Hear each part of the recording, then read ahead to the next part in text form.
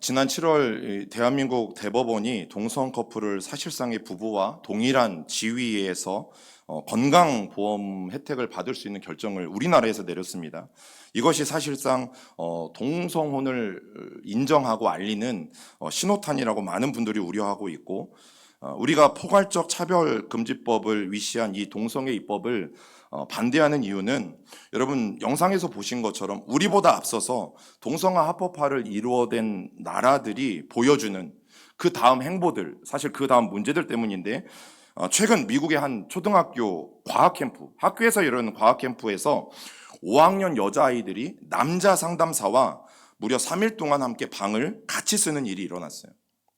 이를 알게 된 부모들이 학교에 강력하게 항의를 했는데, 돌아온 말은 여기도 캘리포니아인데 캘리포니아 법에 의거하면 그 상담가 자신이 자신을 여자라고 우리에게 말했기 때문에 여자아이들과 같이 있는 방에 3일 동안 묵게 했다라는 거예요. 그럼 무슨 말이에요? 남자예요. 근데 성전환 없이 나는 오늘부터 여자라고 하면 여자가 될 수 있는 거예요. 또 내일은 남자가 되고 싶어. 그럼 나는 어떤 모임에서 남자라고 하면 남자가 될 수 있는 법이 실제 캘리포니아에서 일어나고 있는 법이에요. 여러분 교회 안에서도 함께 수련회라고 뭘 하면 이 남녀 구분을 명확하게 하죠.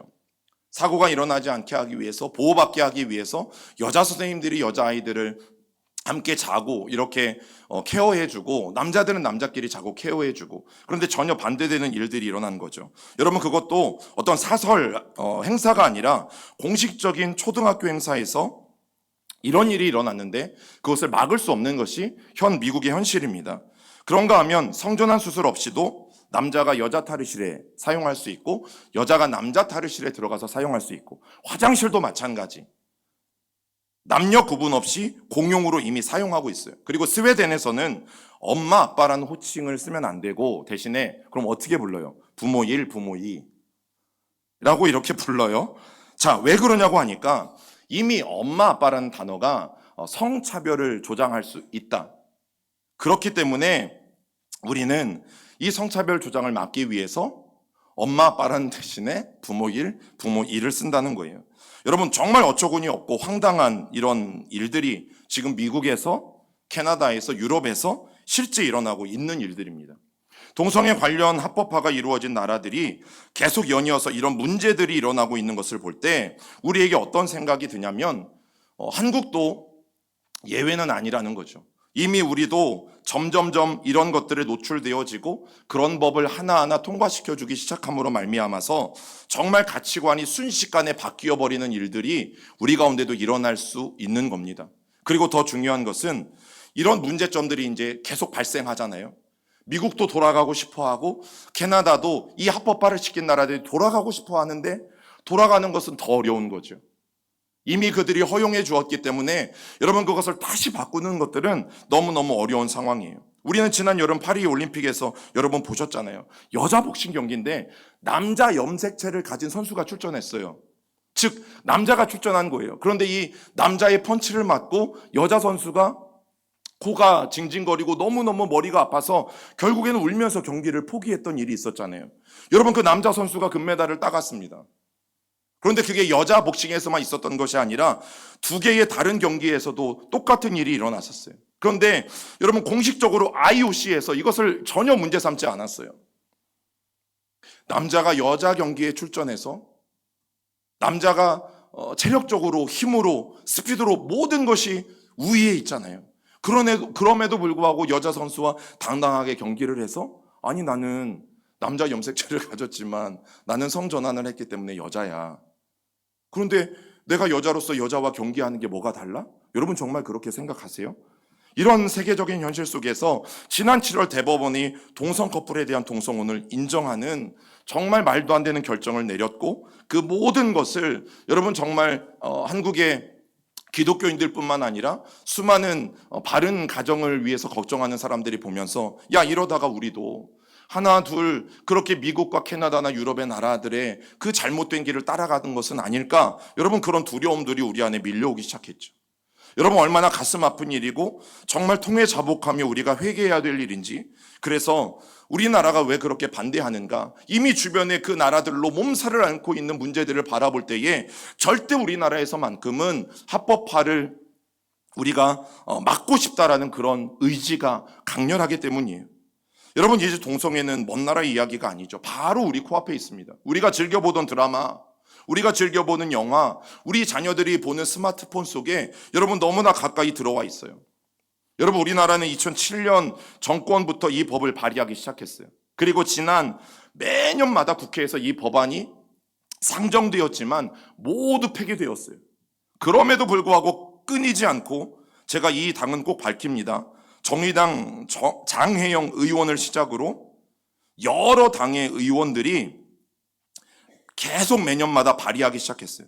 제가 왜 정의당을 밝히느냐 하면 여러분 이 정의당은 이것을 당론으로 정했습니다.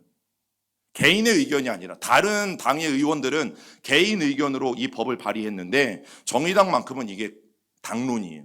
그래서 당이 정책적으로 동성애 결혼 합법화를 여러분 밀고 있고 반드시 나는 대한민국에서 우리는 동성애 혼인에 대해서 합법화를 이루겠다라는 여러분 당찬 발의를 그들은 하고 있는 것들을 보게 되었죠. 그동안은 기독교와 여러 시민단체에서 이거는 종교적인 것을 떠나서 윤리적으로도 말이 안 된다라는 여러분 이유를 가지고 계속해서 저지해 왔어요. 그런데 지난 7월에 법 하나가 통과되어진 것처럼 이제 하나하나 야금야금 포괄적 차별금지법이라는 이름으로 동성애자를 보호하고 옹호하는 법들이 통과되어지고 있는 것이 여러분 지금의 현실이고 이것은 멈추지 않고 계속되어지고 있다는 사실이죠. 여러분 그리고 국민들은 그런 동성애자에 대한 진정한 인권과 사랑, 우리가 정말 알아야 되는 게 뭐냐면 여러분 동성애를 인정하는 것이 그들의 인권을 존중해주고 사랑해주는 것이 아니라 동성애의 실체를 우리가 바로 알려주고 동성애로부터 회복될 수 있도록 그들을 돕는 것, 여러분 그것이 정말 그들을 사랑하고 저는 그들의 인권을 존중해 주는 것이라고 생각합니다. 여러분 지금 대한민국의 현실이 그래요. 포괄적 차별금지법 아니면 동성애라는 그 말을 인권이라는 이름으로 위장한 사회를 우리는 살아가고 있어요. 여러분 퀴어 축제를 직접 가보진 않으셨겠지만 뉴스에서 보면 그들의 차림이 어떻습니까? 예, 거의 반나체죠. 다 벗고 다닙니다. 그래서 겨울에는 이거 안 해요. 퀴어 축제. 좀 따뜻할 때 하지. 여러분 대전에서도 7월 6일 날 했어요. 대전역 동광장에서 대전에서 처음으로 여러분 동성애 간 성행위를 연상시키는 퍼포먼스를 그들이 퀴어 축제에서 집단적으로 과시합니다. 그게 퀴어 축제의 모습 가운데 하나예요. 여러분 그런데 그런 잘못된 퍼포먼스들을 보면 오히려 사람들에게 반감을 사고 혐오감을 준다라는 것을 그들은 모른다라는 거죠. 여러분 분명히 말씀드려요. 한국 교회는 이 동성애자들을 절대 혐오 집단으로 보지 않아요. 죄는 미워하되 사람은 미워하지 말라는 말이 분명히 있는 것처럼 여러분 동성애라는 것은 잘못된 것이지만 그들의 행위라는 것은 잘못된 것이지만 여러분 그 사람들을 우리가 무시하거나 혐오해서는 안 됨을 우리도 분명히 알아야 되는 거죠. 여러분 다른 나라 사례들을 말씀드린 것처럼 동성애로 인한 확산이 가져올 부작용, 그 문제들이 어마어마하기 때문에 여러분 우리는 그것을 반대하는 거예요. 그리고 또 하나, 동성애는 선천적인 것이 아니에요. 그렇다면 그것은 반드시 회복 가능한 것이에요. 여러분 한국교회는 그들이 동성애로부터 벗어나서 정말 건강한 사회를 이루고 건강한 가족의 구성원이 되도록 도울 뿐만 아니라 또한 동성애를 통해서 발생되어지는 질병이 있잖아요. 에이즈와 같은 그리고 정신적 병리 현상과 같은 것들을 치유하는데 여러분 이미 노력하고 있어요. 그렇기 때문에 제가 오늘 함께 말씀을 나누는 것도 동성애자들에 대한 분노가 아니에요.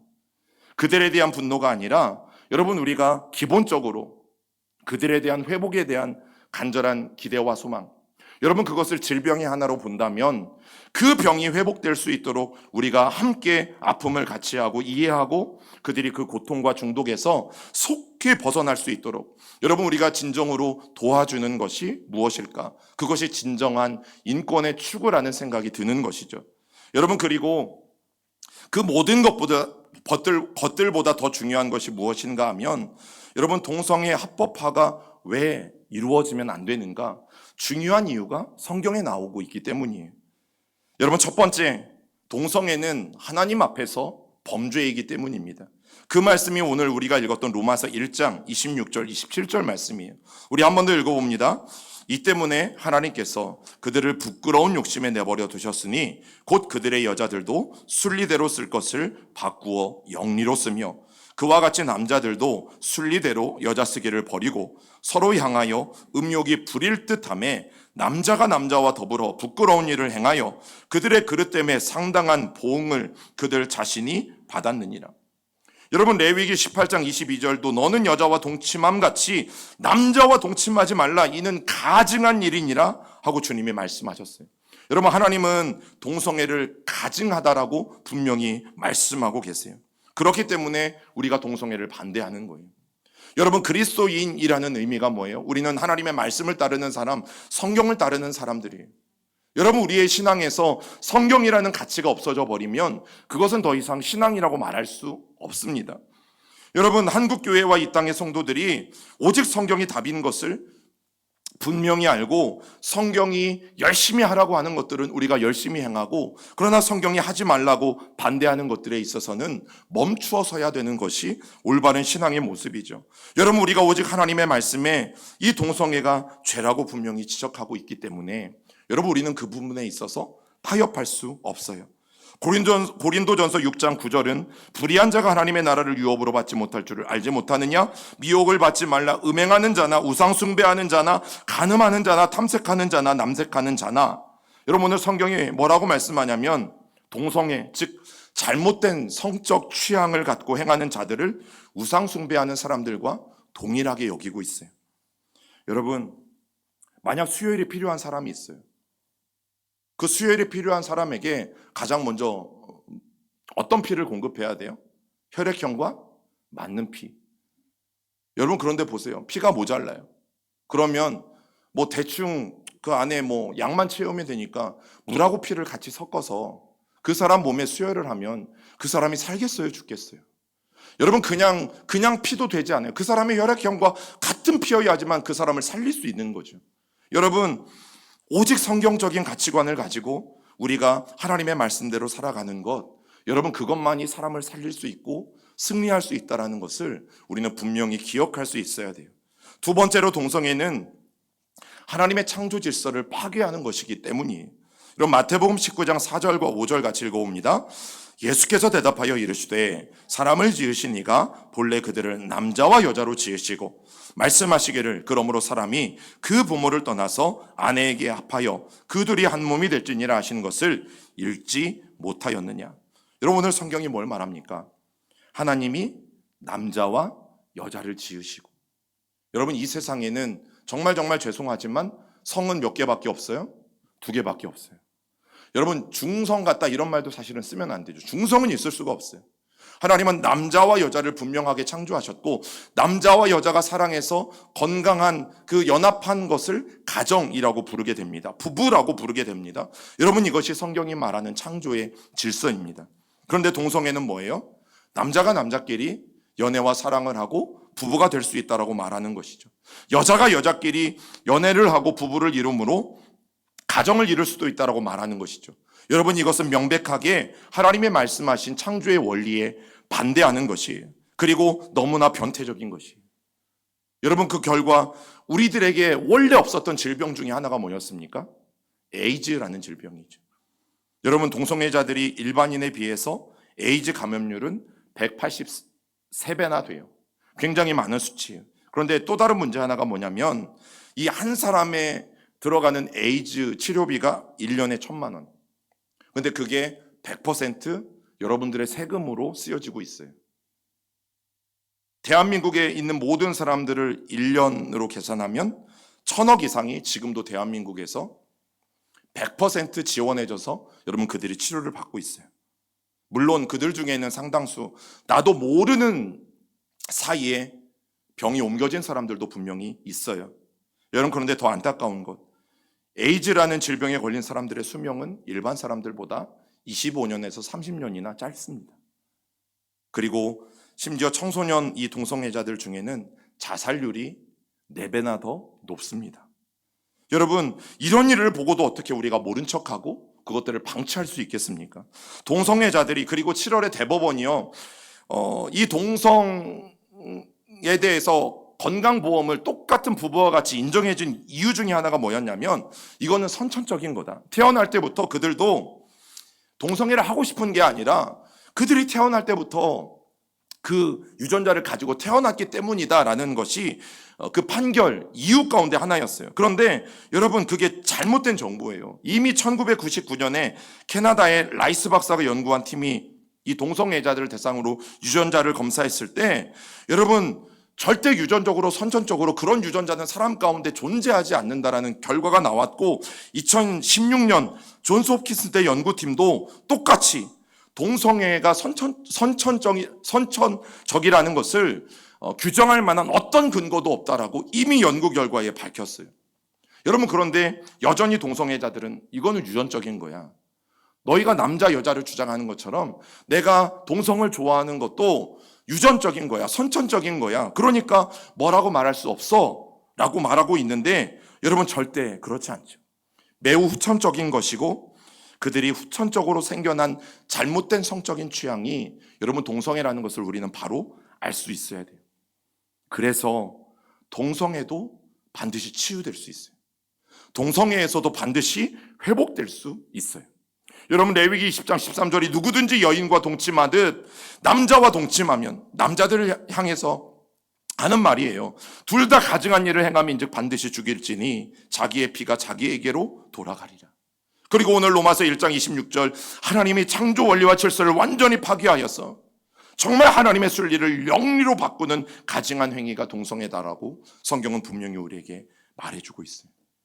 여러분, 우리가 죄에 있어서는 어떻게 해야 합니까? 용납하면 안 돼요.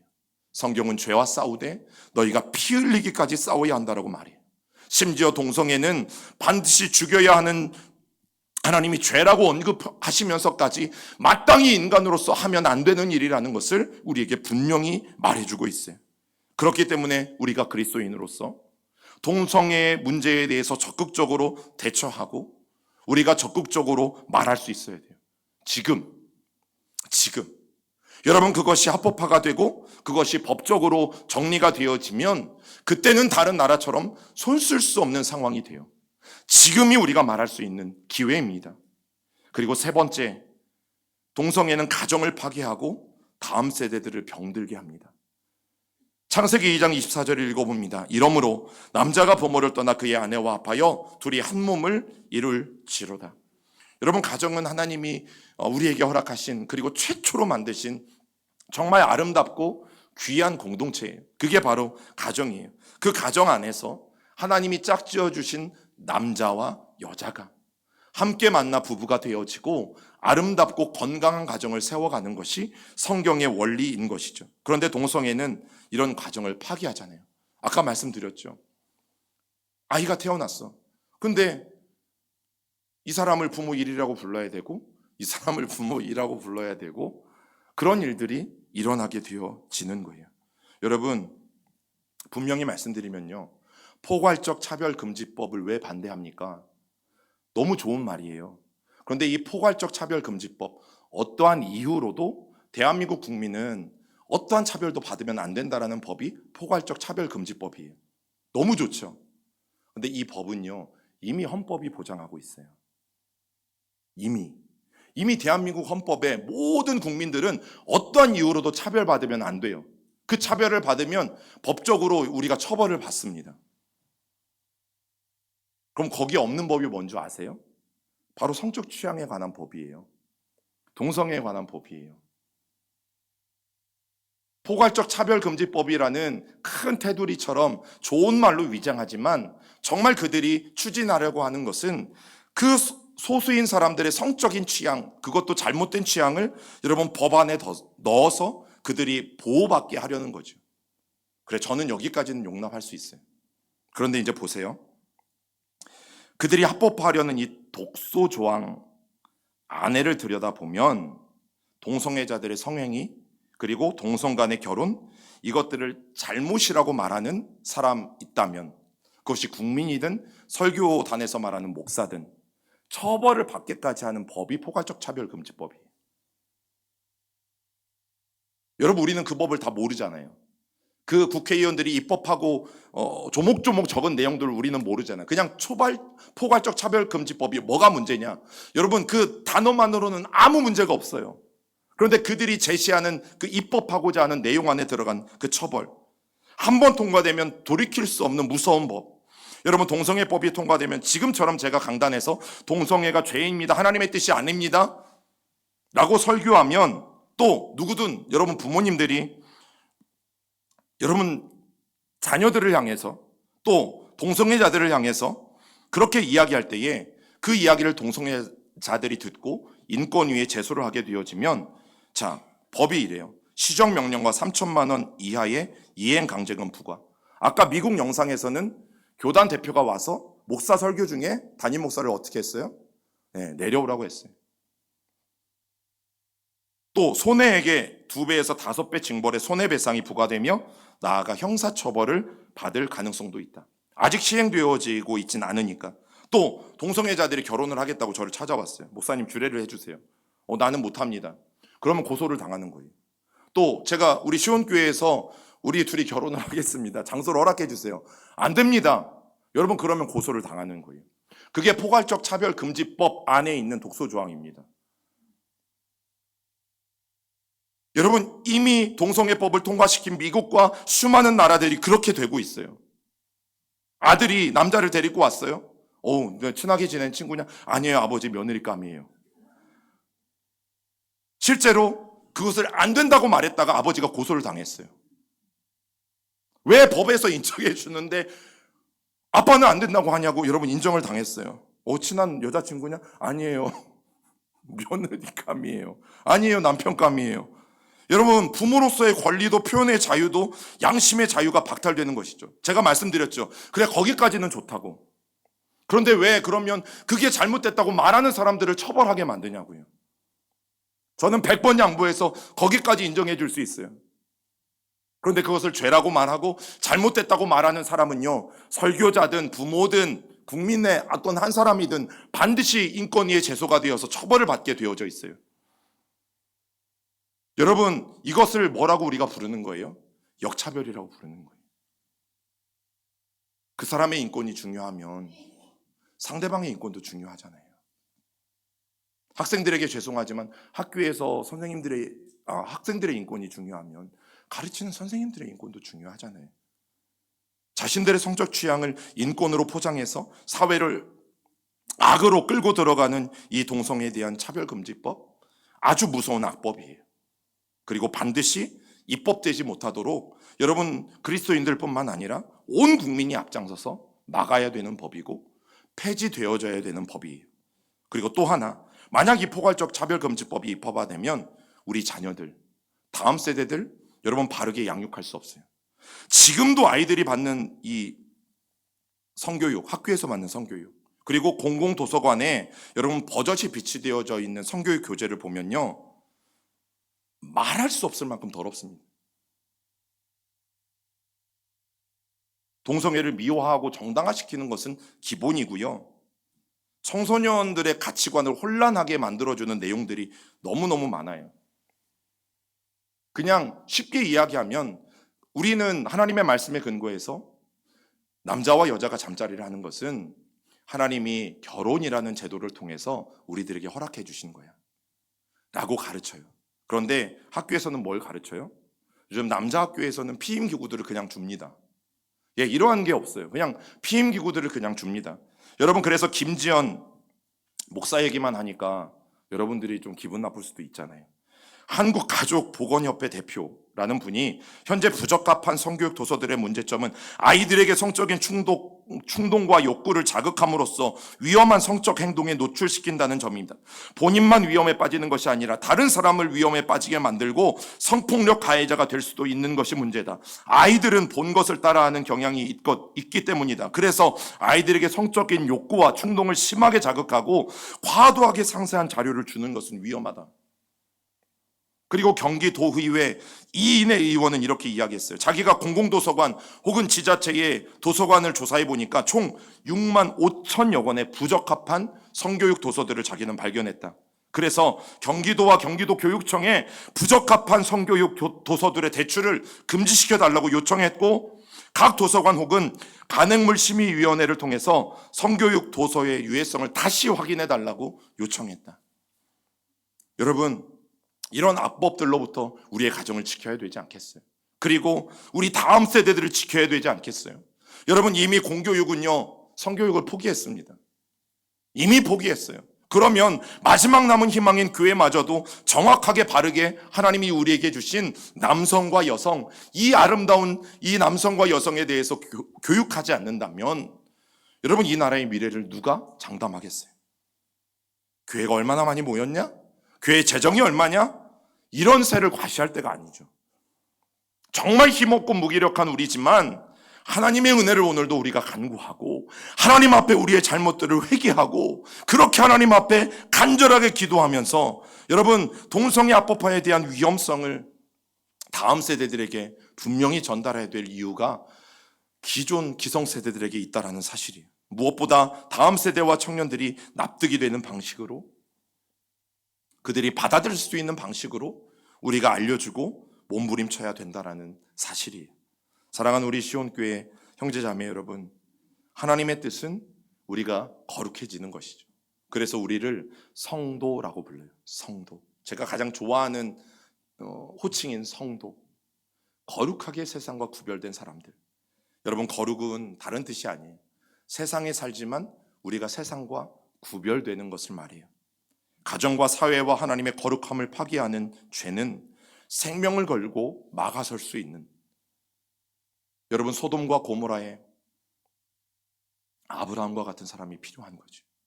의인한 사람이 여러분 이 시대에 필요한 거죠. 여러분, 소돔이라는 영어 단어가 있어요. 소돔이 동성 간의 성관계, 특히 남성과 남성 사이의 성관계, 그리고 짐승과의 성관계를 말하는 게 소돔이에요. 그런데 이미 우리가 알고 있는 단어예요. 성경에 나오는 도시 이름이에요. 무엇일까요? 소돔이라는 말에서 온 말이 소돔이에요. 즉 소돔성은 동성애가 만연했던 도시였다라는 것에 기인한 단어가 소돔이라는 단어예요. 여러분, 결국 소돔은 그 죄로 말미암아 심판을 받은 것을 우리는 너무나 잘 알아요. 그리고 그 땅에 동성애가 만연했다라고 성경은 말하고 있죠. 여러분, 만연의 뜻이 뭐예요? 처음에는 적었어요. 처음에는 거의 없었어요. 그런데 이게 점점 많아지기 시작했어요. 이것이 만연이라는 단어예요. 소돔이 그랬어요. 처음에는 아니었어요.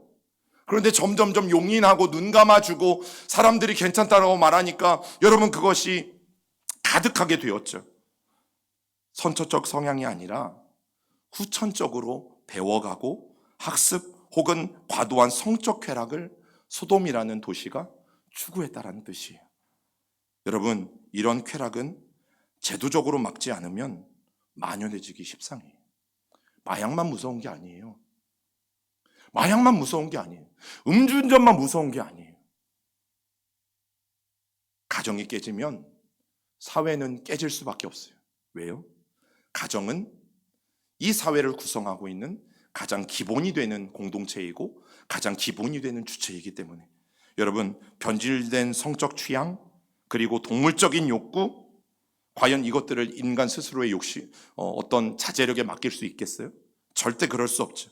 하나님의 창조 질서를 역행하는 동성애, 여러분, 결코 용납해서도 안 되고 용납될 수도 없어요. 저는 어떤 경우에라도 동성애를 합리화하는 일이 없도록 저와 여러분들이 오늘도 하나님의 말씀을 기준으로 삼고 또 그들의 죄를 위해서 대신 아파하고 우리가 회개하고 간절하게 주님 앞에 기도할 때, 그리고 우리가 말할 수 있는 지금 이때, 우리가 말을 멈추지 않고 말해야 될 때는 말할 때, 여러분, 결국에는 우리가 이것들을 지켜낼 수 있을 것이에요. 여러분, 저는 우리 모두가 이 소돔과 고모라에 하나님이 찾으셨던 의인 10사람과 같은 그런 존재가 우리 모두가 될 수 있기를 간절히 부탁을 드립니다. 우리 같이